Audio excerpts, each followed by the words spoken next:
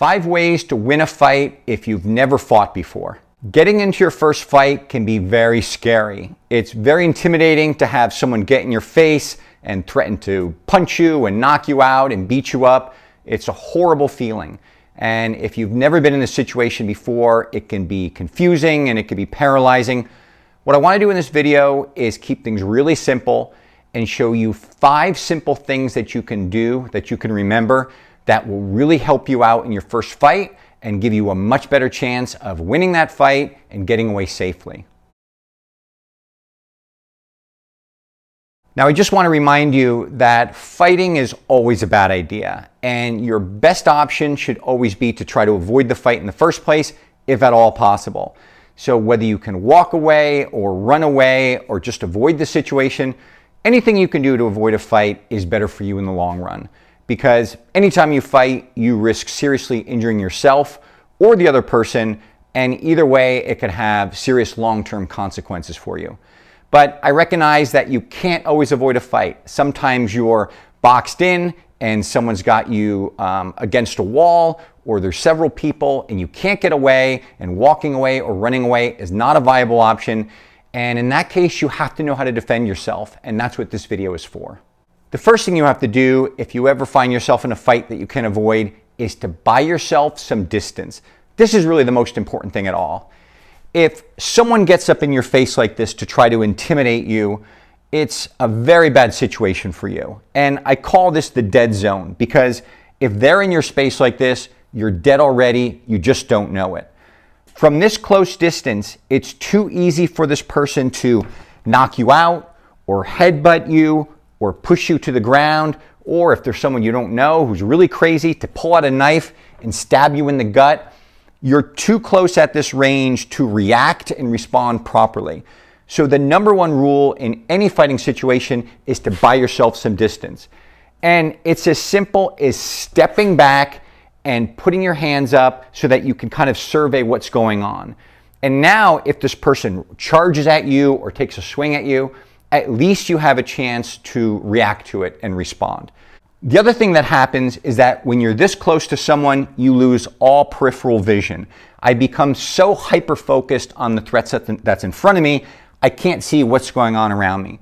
And this is a real problem, because in so many fights, you will get face-to-face with one guy, and then one of his friends will kind of sneak around and sucker punch you from the side. It happens all the time. And if someone's in your face and you're dealing with this threat, you can't see what's going on around you. By stepping back, not only do I get a chance to respond to what this guy's doing, but I have a much better sense of what's going on around me. And if I see one or more of his friends circling, I can react to them. I don't want to get caught off guard. So the number one thing you want to do in a fighting situation is step back from the person. Don't let them get in your face. If he comes in forward and gets in your face again, step back again. If it keeps happening, I would hit him with a preemptive strike, but we'll get into that later. All you need to know for right now is don't let someone get up in your face like this. It's really bad for you. The second thing you need to do in a fight is to keep your hands up. Your primary job in a fight is to protect your head so that you don't get knocked out, and also to protect your body so that you don't get taken to the ground. If my hands are at my side, if they're behind my back, if my hands are in my pocket, if I'm holding a phone, if I'm holding my books or I'm holding groceries, I cannot respond fast enough to a threat. Maybe he tries to punch me in the face, maybe he tries to tackle me. If my hands are down or occupied with something, I won't be able to react in time. I need to have my hands up like this. And in self-defense, I really encourage people to keep their hands open. You'll see in boxing matches, it looks like people have closed fists like this. But there's a number of reasons why keeping your hands open is actually better. For one, it tells all the witnesses who are watching this, or anyone who might be filming it, that you're not the aggressor, right? This looks like I'm challenging this person to a fight and I want to fight. And if I hurt this person later on, I could suffer consequences for that.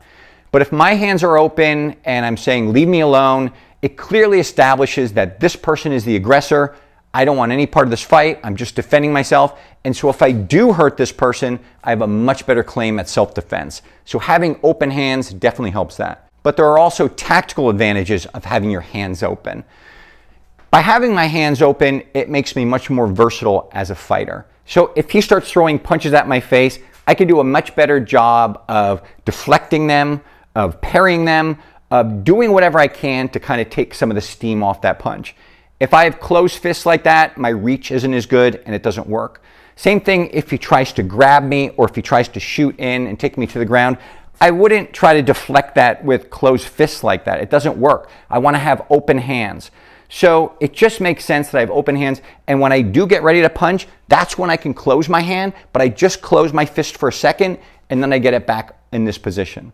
The other reason you want to keep your hands up is that it's much better if someone tries to sucker punch me from the side. So even if I think I'm at a safe distance from this guy and I casually put my hands behind my back, I may not see one of his friends coming up around me and clocking me in the jaw.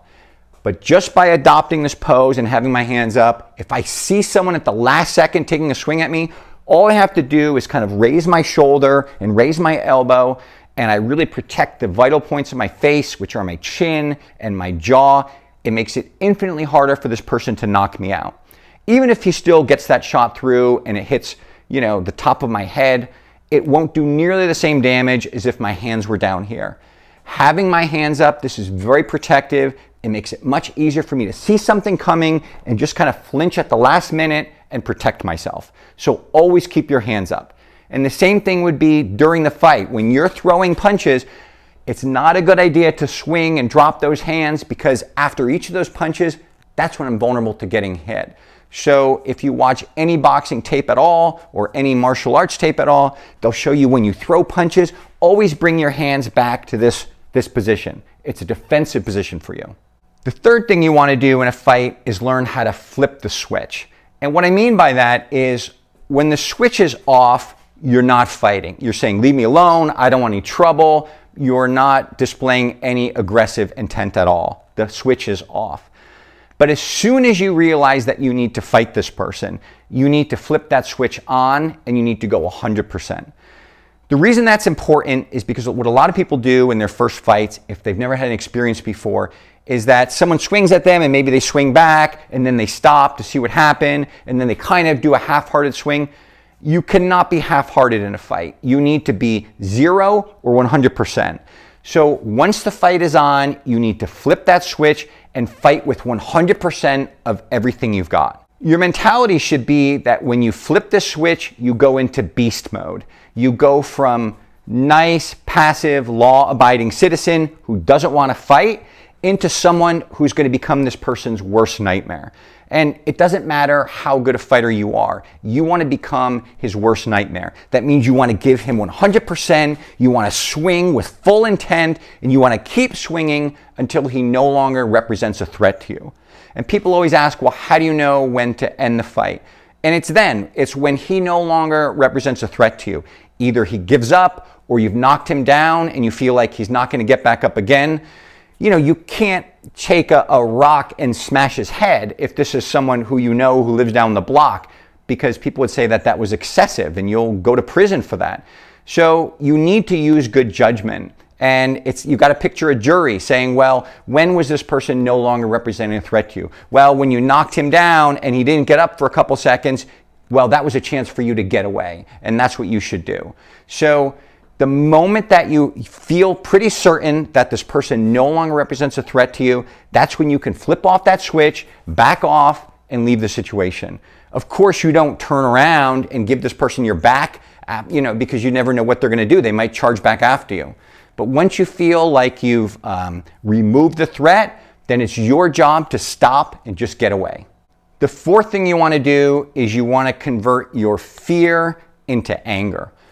If you find yourself in a fight and someone's trying to hurt you, it's a very scary situation. That's normal. It's completely natural. You should feel fear. You should worry about getting hurt. You should worry about maybe getting humiliated or embarrassed in front of your friends or your girlfriend. You should be afraid. There's nothing wrong with that. And people always say, well, how do I get over my fear of a fight? You don't get over your fear. That's a natural reaction. But what you can do is you can convert that fear into anger, and you can use that as rocket fuel to make you a better fighter. So this guy is getting in my face and I start feeling nervous. I'm sweating, I'm getting clammy, I'm worried about what's going to happen. what you should say to yourself is, wow, I'm scared. I feel afraid of what this guy might do. I don't like that. Like, I'm really angry at this guy for making me feel vulnerable, for making me feel afraid. I'm really mad that he's putting me in this position. And if he doesn't leave me alone, I'm going to take it out on him. That's what you need to do. You don't try to fight the fact that you're feeling afraid. Take it and use it to say, I don't like the way this person is making me feel afraid. And if he doesn't stop, I'm going to hurt him. You need to do that. Your fear is what gets your adrenaline going, and don't try to suppress it because it won't work. But what you can do is you can harness it and say, wow, I really am afraid, and this guy is making me afraid. He's responsible for that. So if I have to fight him, I'm going to use all of that energy against him, right? I'm going to take all of that adrenaline and all that fear and all those negative feelings, and I'm going to attack him with it. That's what you can do. You want to convert your fear into anger. And the fifth thing you want to do, and this is going to be the most controversial of all, is that if you've done everything you can to avoid the fight, but you still can't get away, then you want to hit first. And the reason I say that is because if you find yourself in a fight, whoever hits first has a huge advantage. And there's just no way around that. So if I find myself backed up against a wall and I've said, hey, leave me alone, I don't want to fight, and he still comes at me and I still try to get away, and there's no way for me to talk my way out of it or walk away or run away, then I know in my mind, wow, the fight is on no matter what I do. So whether I defend myself or not, this person is going to attack me. In that case, if he comes at you again, you should hit him with the preemptive strike. That gives you a huge advantage. One, because he won't expect it. He thinks he's bullying you, and so you surprise him with an ambush of your own. But two, it gives you a chance to flip the script. Now, if I wait for him to throw a punch at me, it's possible I can duck that punch and counter-strike with a punch of my own. You know, in self-defense, we teach all kinds of techniques like that, but that's something you have to practice. It won't just come naturally to you unless you're some kind of remarkable gifted athlete. For most people, if you don't practice a lot and you say, hey, leave me alone, eventually he's going to hit me and it's going to be hard for me to defend that punch.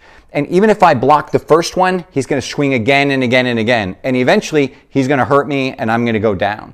And that won't give me any chance to retaliate.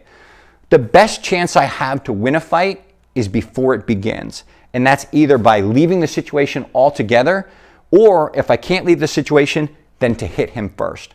And look, it really doesn't matter what type of punch I use. People say, well, should you throw a cross, or should you throw a jab, or should you throw a hook, or what about uppercut? Like, whatever works, works. There's no wrong answer. You just want it to be fast and hard. And even if that first punch doesn't knock him out, it'll probably stun him enough and catch him off guard so that when you follow up with your second and third and fourth and fifth and sixth strike, one of those is going to really hit and it's going to take him to the ground. And once he's on the ground, it either knocks him out or gives you a chance to get away, or he just decides, whoa, never mind, I don't want to fight anymore. So again, always try to avoid the fight whenever you can, but if you're boxed into a position where you can't get away and you know that a fight is imminent, no matter what you do, I would start the fight by striking first. I would keep hitting until the threat was gone, and then I would get away.